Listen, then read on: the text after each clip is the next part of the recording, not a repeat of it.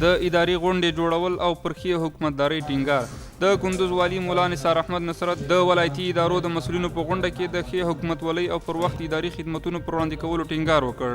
له بلې خوا په دې غونډه کې د سپین زر د ملکیتونو د تصفیې او سپارلو په اړه چې د ځینو ادارو په ولکه کې دي، د سپین زر په سیمو کې د سوداګریزو تولیدي شرکتونو د جوړولو او د کرنې ریاست لخوا د مال بازار د انتقال په اړه هر اړخیز بحثونه او پریکړې وشوې.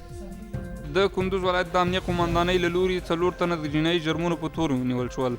د کندوز ولایت د پولیسو 4 موضوعي امنیتي ځواکونو 4 تنه د غلا او نامشروع اړیکو په تور نیولي دي. د دې ډلې یو تن د ابراهیم خیلو له کلي څخه دی چې 2 سیټه موبایلونه د غلا او 3 تنه نور بیا د نامشروع اړیکو په تور نیول شوي دي. پر 4300 اړمنو کورونو د خوراکي توکو ویش.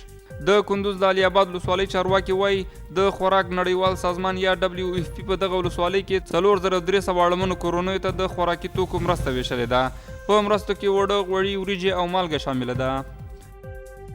د اغا خان دفتر د خپلو فعالیتونو په دوام د کندوز ولایت پر 22 بزګرانو د کرنیزو محصولاتو بسته‌بندي مواد وویشل.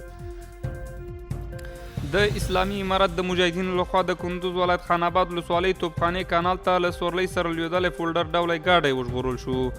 د خان آباد ولسوالۍ د چارواکو په وینا د توپخانې په کانال کې لوېدلی ګاډي کې د یوې کورنۍ غړي سپاره وو چې ناڅاپي دغه کانال ته لوېدلي، خو د پیښې ځای ته پر وخت امنیتي ځواکونه رسېدلي او دغه کورنۍ د مرګ له ګواښه ژغورلې.